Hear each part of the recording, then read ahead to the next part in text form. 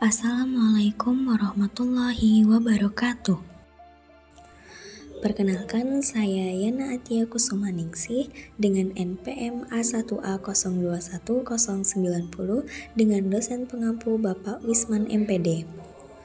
Pada video kali ini kita akan membahas materi mengenai apa yang dimaksud dengan SQ3R, apa yang dimaksud dengan mind map, dan apa yang dimaksud dengan quantum reading. Apa itu metode SQ3R? Metode membaca SQ3R merupakan metode membaca yang populer digunakan orang saat ini.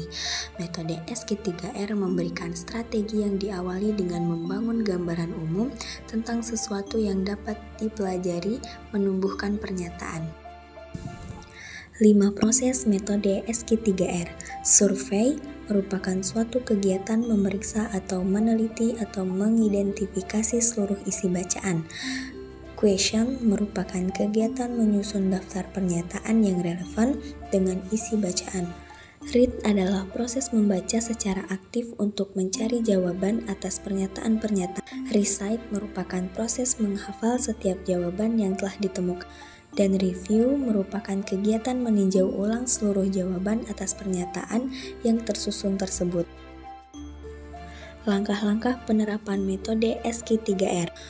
Guru membimbing siswa dalam melakukan peninjauan terhadap teks bacaan untuk mendapatkan gagasan umum.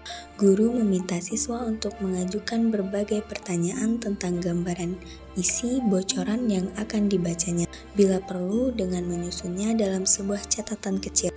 Guru meminta siswa membaca teks tersebut dan mencari jawaban atas pertanyaan yang telah disusun.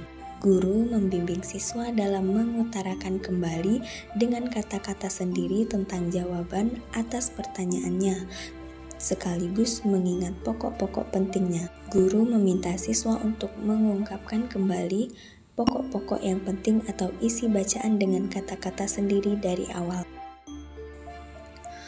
Apa itu mind map? Mind mapping merupakan cara untuk menempatkan informasi ke dalam otak dan mengambilnya kembali keluar otak. Bentuk mind mapping seperti peta sebuah jalan di kota yang mempunyai banyak cabang. Seperti halnya peta jalan, kita bisa membuat pandangan secara menyeluruh tentang pokok masalah dalam suatu area yang sangat luas.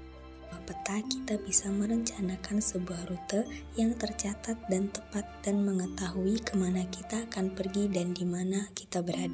Mind mapping bisa disebut sebagai peta rute yang digunakan ingatan, membuat kita bisa menyusun fakta dan pikiran sedemikian rupa. Langkah-langkah penerapan metode mind map. Yang pertama, memulai dari tengah, dimaksudkan memberi kebebasan kepada otak untuk dapat menyebar ke segala arah. Yang kedua yaitu sebuah gambar mempunyai makna 1000 kata dan dapat membantu kita menggunakan imajinasi. Yang ketiga, penggunaan warna. Karena bagi otak warna sama menariknya dengan gambar, warna dapat membuat mind map menjadi terlihat lebih hidup. Yang keempat, cabang-cabang utama ke gambar pusat dihubungkan, begitu juga dengan cabang-cabang tingkat 2 dan 3. Yang kelima, buat garis melengkung bukan garis lurus, karena cabang-cabang yang melengkung dan garis jauh lebih menarik bagi mata. Yang keenam, gunakanlah satu kata kunci pada setiap garis. Kata kunci tunggal akan memberikan banyak daya dan fleksibilitas pada mind map.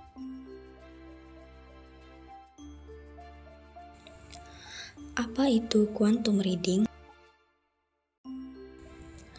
Dalam konteks belajar, kuantum dapat dimaknai sebagai interaksi yang terjadi dalam proses belajar, niscaya mampu mengubah berbagai potensi yang ada dalam diri Anda menjadi pancaran atau ledakan.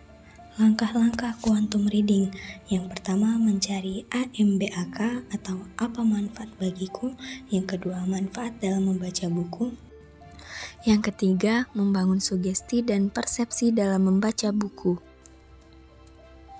Kelebihan menggunakan metode quantum reading, yaitu dapat meningkatkan kualitas proses pembelajaran dan kualitas hasil pembelajaran keterampilan membaca.